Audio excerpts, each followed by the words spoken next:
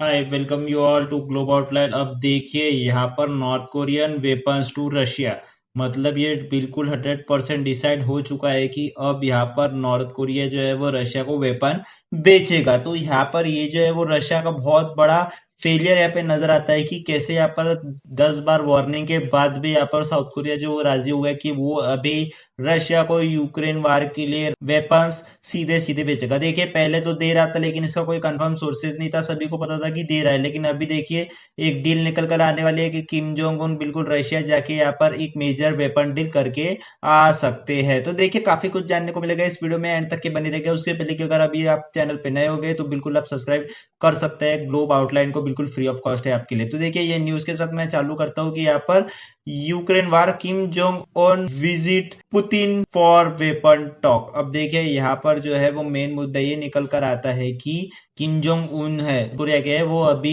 Russia जाने वाले हैं और पुतिन के साथ ये बिल्कुल 1-to-1 मीटिंग करेंगे और डिस्कस करेंगे कि कौन से वेपन यहाँ पे रशिया को बेचने हैं, कौन से हम मिलकर डेवलप कर सकते हैं और क्या नई अपॉर्चुनिटीज हो सकती है दोनों साउथ कोरिया और रशिया के लिए डिफेंस सेक्टर में। तो ये देखिए एक बिल्कुल बड़ा चैलेंज हो सकता है यहाँ पर किसके लिए, तो काफी सारे कंट्रीज को यहाँ पर ये खतरा हो सकता है, चाहे वो जापान हो, चाहे वो साउथ कोरिया हो, चाहे वो यूएसए हो, चाहे वो यूक्रेन हो। अब देखिए ऐसा क्यों कह रहा हूं मैं, क्योंकि देखिए वेरियस आर्टिकल्स में आपको सिर्फ एक ही खबर यहाँ पे देखने को मिलेगी, Kim Jong Un to meet Vladimir Putin, North Korea eyes closer military ties. अब देखिए क्लोजर मिलिट्री टाइज, इससे ही आपको समझ में आ गया होगा कि ये जो विजिट होने वाली है ना, ये सिर्फ यहाँ पर डील्स के लिए या फिर वेपन्स के लिए नहीं होने वाली है। ये एक मेजर पॉइंट ऑफ व्यू रहेगा जो फ्यूचर डिसाइड करेगा बिल्कुल नॉर्थ कोरिया और रशिया के बीच में कि हम क्या कुछ सेक्टर को एक्सप्लोर कर सकते हैं क्या। बिल्कुल, क्योंकि देखिए नॉर्थ कोरिया ऊपर से रशिया दोनों ही सैंक्शंस के तले दबे हैं। इसमें मैं एक और प्लस कर दूं तो चाइना, तो ये तीनों की तिगड़ी मतलब टाइलेटरल ग्रुप अगर बन गया तो ये मोस्ट प्रोबेबली आने वाले समय में जो भी इनके बॉर्डरिंग कंट्रीज है इन सबको काफी तंग करेगा, जो यहाँ पर साउथ चाइना सी के लिए काफी ज्यादा खतरनाक साबित हो सकती है ये तिगड़ी। अब देखिए ऐसा हो क्यों रहा है, क्योंकि देखिए ये न्यूज निकलने के पहले ही ना यहाँ पर यूएसए ने वार्निंग दे दी थी कि देखिए the White House last week warned that Russia was already in secret active talk with North Korea to acquire a range of ammunition and supply for Moscow war efforts। अब इसका ये meaning होता है कि देखिए यूएसए को पहले ही काफी चीजें पता चल जाती है, जाहिर सी बात है। और ना यहाँ पर ये भी बताया गया था कि एक काफी बड़ा ना डील निकल कर आ सकती है जो कि मोस्ट प्रोबेबली होगी। क्यों? क्योंकि देखिए रशिया जो है वो यूक्रेन वार में बिल्कुल फंस चुका है, एम्यूनिशंस नहीं है इनके पास, बिल्कुल एक मेजर सप्लाई चेन डिस्टर्ब हो गई है।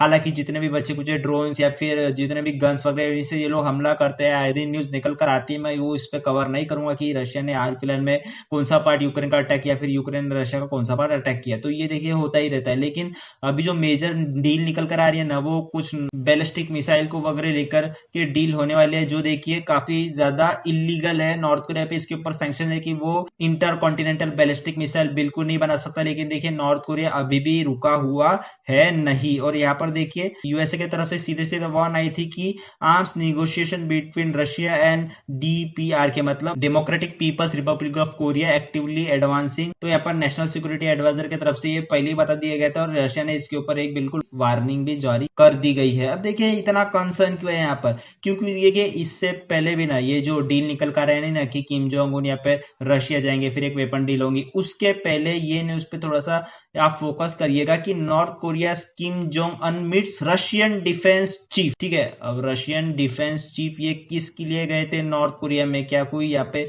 एक्स्ट्रा विजिट थी क्या? तो देखिए आपको पता होगा कि जो नॉर्थ कोरिया है वो हाल ही में 70th एनिवर्सरी मना रहा है, जो यहाँ पर 1950 से 1953 तक के साउथ कोरिया और नॉर्थ कोरिया के बीच में वार था, वो खत्म हो गया था। तो उसकी 70th एनिवर्सरी नॉर्थ कोरिया मना रहा है कि हम जीत गए थे करके। अब उसी के रिगार्डिंग यहाँ पर जो रशिया था वो गया था, उसके साथ चाइना भी गया था। क्यों? क्योंकि नॉर्थ कोरिया ने इनको इन्विटेशन दी गई थी, तो यहाँ पर देखिए मेजर परेड वगैरह हुई थी। अब उसी के रिगार्डिंग देखिए यहाँ पर डिफेंस चीफ भी बाद में गए और यहाँ पर इन्होंने ना काफी सारे जो डिफेंस इक्विपमेंट है नॉर्थ कोरिया को उसको एक्सप्लोर किया, उसको देखा कि क्या हम खरीद सकते हैं, क्या क्या इसकी क्षमता वगैरह कैसे है। क्योंकि जाहिर सी बात होता है अगर आपको कुछ परचेस करना होता है पहले आप उसका दमखम देखते हो, तो सेम यहाँ पर ये विजिट निकल कर आई थी जो यहाँ पर देखी। इसके बाद साउथ कोरिया ने यूएसए ने कड़ा स्नान लिया था। उसके बाद आपको एक्टिविटी भी देखने को मिली थी साउथ चाइना सी में, यूएसए उसके साथ साथ साउथ कोरिया उसके साथ जापान को लेकर। इस पे मैंने एक डेडिकेटेड वीडियो बनाया था कि साउथ चाइना सी में क्या क्या रहा, उस पर अपने ये टॉपिक कवर किया किया था। तो देखिए ये यहाँ पर एक मेजर डील थी। अब यहाँ पर इसके भी वक्त ना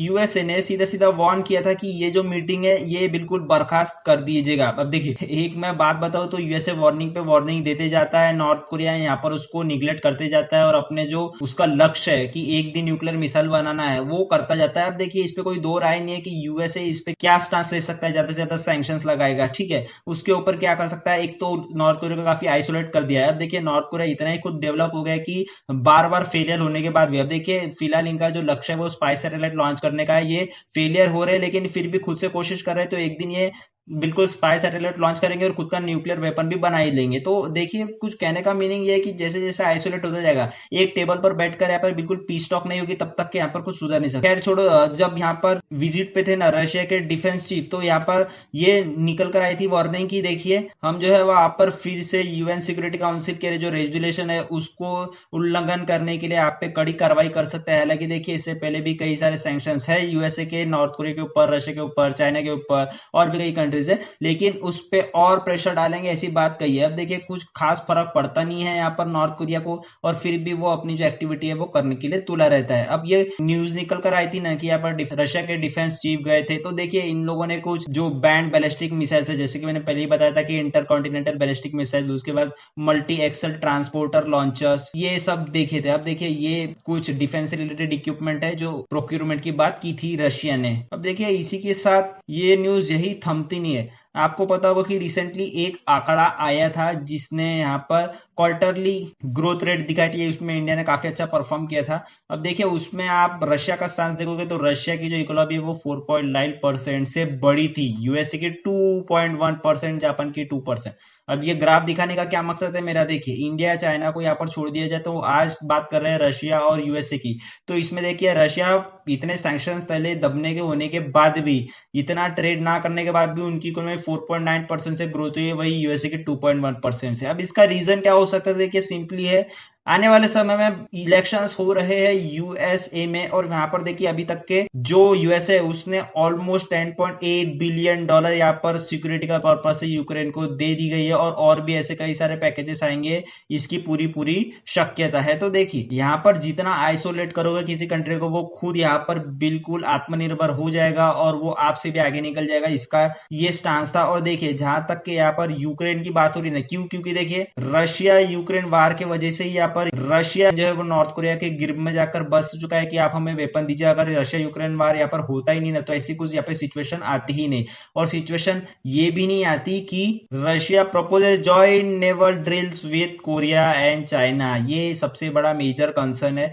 क्योंकि देखिए आज किम जोंग उन यहाँ पर रशिया जा रहे हैं, उसके साथ यहाँ पे एक ड्रिल बिल्कुल निकल कर आएगी 2 से 3 महीने बाद ही, कि यहाँ पर नॉर्थ कोरिया, रशिया, चाइना यहाँ पर एक मिलिट्री डील कर रहे हैं साउथ चाइना सी में। उसके बाद कौन कौन यहाँ पर परेशान होगा, साउथ कोरिया, जापान और जो भी थाईलैंड, वियतनाम, मलेशिया, म्यांमार, जो भी यहाँ पे देश है वो सारे स्ट्रगल करेंगे। उसी के साथ साथ अगर और एक पॉइंट में रखना चाहूँ तो आज देखिए नॉर्थ कोरिया यहाँ पर बिल्कुल अपना न्यूक्लियर वेपन बना नहीं पाया, इसके ऊपर काफी सारे सैंक्शन है इंटरकॉन्टिनेंटल बैलिस्टिक मिसाइल बनाने के चक्कर में। तो उसी के साथ साथ आज अगर इन द फ्यूचर रशिया और नॉर्थ कोरिया का बीच में कुछ होता है ना डिफेंस कॉर्पोरेशन, तो देखिए नॉर्थ कोरिया मोस्ट प्रोबेबली यहाँ पर आने वाले 2 से 1 साल में ही न्यूक्लियर वेपन बना ही देगा। क्योंकि देखिए रशिया के पास ऑलरेडी, तो रशिया कुछ टेक्नोलॉजी ट्रांसफर कर देगा और कई एडवांस इक्विपमेंट की यहाँ पर बातचीत होगी नॉर्थ कोरिया और रशिया के बीच में, क्योंकि पता है हमें रशिया ऑलरेडी काफी ज्यादा आगे है डिफेंस इक्विपमेंट के मामले में, और यहाँ पर नॉर्थ कोरिया भी सेम स्टांस पे है। तो देखिए जितना यहाँ पर एंगेजमेंट बढ़ेगा ना नॉर्थ कोरिया रशिया, तो ये खतरे की घंटी बजेगी यहाँ पर सिर्फ और सिर्फ यूएसए के लिए, कि ये